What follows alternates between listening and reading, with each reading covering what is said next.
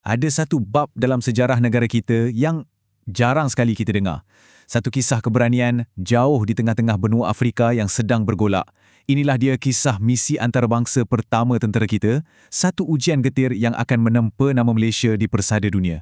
Mesti ramai yang tak tahu kan, sebenarnya lama sebelum negara kita dikenali sebagai Malaysia, prajurit-prajurit dari Persekutuan Tanah Melayu dah pun mengembara beribu-ribu batu jauhnya. Misi diorang ni bukan untuk menakluk, tapi untuk membawa keamanan. Jom kita kembali ke tahun 1960. Sumber sejarah menggambarkannya sebagai denyut nadi Afrika, sebuah benua yang penuh tenaga, kaya raya, tapi sedang diambang kekacauan.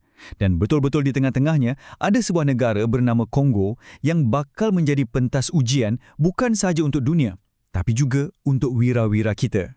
Okey, untuk faham misi diorang ni, kita kena faham dulu apa yang tengah jadi kat Kongo masa tu. Ia bukan sekadar sebuah negara yang baru merdeka. Ia ibarat gergasi yang sedang dilanda huru-hara dari dalam. Nak bagi gambaran, saiz Kongo ni 20 kali ganda lebih besar daripada Tanah Melayu masa tu. Bayangkanlah, sebuah negara yang sangat luas, penuh dengan hasil bumi, tapi sedang retak 1000 sejurus selepas mencapai kemerdekaan. Dan keadaan merosot dengan begitu pantas. 30 Jun, baru saja merdeka. Beberapa hari je lepas tu, tentera sendiri memberontak.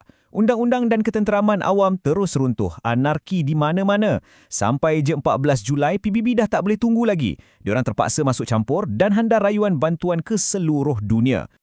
Dan di sinilah babak kita bermula. Jauh di seberang lautan, sebuah negara yang juga masih muda, Persekutuan Tanah Melayu ataupun Malaya, telah menjawab panggilan tersebut. Seramai 613 orang prajurit, gabungan pegawai dan anggota lain-lain pangkat telah dipilih untuk membentuk pasukan khas Malaya. Kebanyakannya datang dari Batalion ke-4 Regimen Askar Melayu Diraja. Waktu tu, diorang tak tahu lagi yang perjalanan ini akan menguji segala-galanya tentang diri mereka. Tapi kan, kisah diorang ni tak bermula di bumi Kongo tau. Ujian pertama mereka datang masa dalam perjalanan ke sana lagi. Inilah bahagian cerita yang jarang kita dengar. Ujian ketabahan sebelum misi sebenar bermula. Cuba bayangkan, cabaran pertama kereta api yang bawa diorang tiba-tiba tergelincir. Lepas tu, bila dah sampai pelabuhan, pekerja duk pula buat mogok. Habis semua lumpur. Tak ada kren, tak ada bantuan. Jadi apa diorang buat? Tanpa fikir panjang, pegawai dan askar semua buka baju, sama-sama turun padang, angkat sendiri 260 tan kargo dengan tangan. Misi belum mula, tapi semangat dah teruji. Luar biasa. Okey, lepas dah harungi semua dugaan awal tu, akhirnya sampailah mereka di ibu negara Kongo, Leopoldville. Di sinilah tugas sebenar menanti. Satu misi yang perlukan bukan sahaja kekuatan fizikal, tapi juga kebijaksanaan yang tinggi. Dan tugas diorang ni bukan calang-calang ya, daripada mengawal silia ibu pejabat PBB dan stesen radio utama, sampailah ke tugas mendirikan sekatan jalan raya dan jadi pengawal peribadi untuk Speaker Parlimen Kongo. Setiap satu tugas tu sangat kritikal, menunjukkan betapa besarnya kepercayaan yang diletakkan pada kontingen Malaya. Pemerintah tertinggi PBB sendiri, General Von Horn, bagi amaran yang cukup keras. Kata-katanya ini merumuskan realiti pahit tugas seorang pengaman. Ia satu peringatan. Dalam keadaan yang tak menentu macam ni, disiplin dan mental yang kuat adalah senjata paling utama. Jadi, di tengah-tengah semua tekanan dan bahaya ni, macam mana agaknya askar-askar kita kekalkan semangat kan? Jawapannya terletak pada perkara-perkara kecil yang menghubungkan mereka dengan tanah air tercinta. Walaupun jauh, diorang ada cara tersendiri. Diorang baca surat khabar dari Malaya, solat Jumaat berjemaah di masjid tempatan dan yang paling menarik, diorang perkenalkan sukan sepak raga kepada penduduk Kongo. Mereka bukan sekadar tentera, tapi dah jadi macam duta budaya, membina jambatan persahabatan di tengah-tengah konflik. Semua pengorbanan, disiplin dan semangat ni akhirnya membuahkan hasil.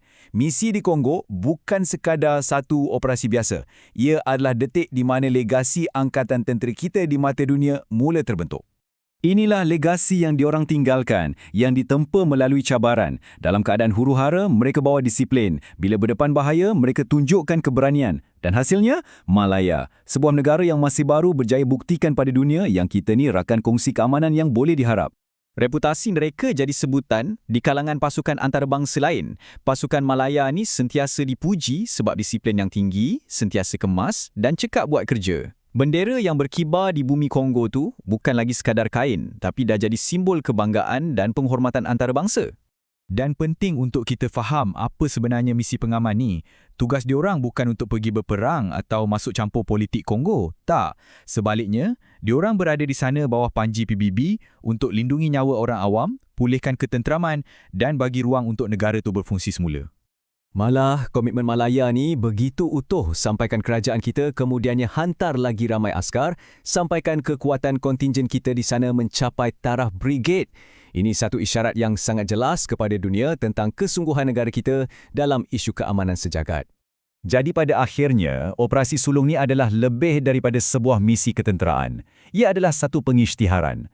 Prajurit-prajurit kita bukan saja berjaya menjaga keamanan, tapi mereka telah mengukir nama Malaya di peta dunia. Membuktikan yang saiz sesebuah negara itu tak menentukan kehebatan semangat dan dedikasinya. Kisah wira-wira kita di Kongo ni meninggalkan kita dengan satu persoalan yang cukup mendalam. Pengorbanan mereka, berjauhan dari keluarga, berdepan bahaya di bumi asing, semuanya demi satu perkataan, keamanan. Ia mengingatkan kita semua yang keamanan ni bukan datang percuma. Jadi, apakah harga yang sanggup kita bayar untuknya? Fikir-fikirkanlah.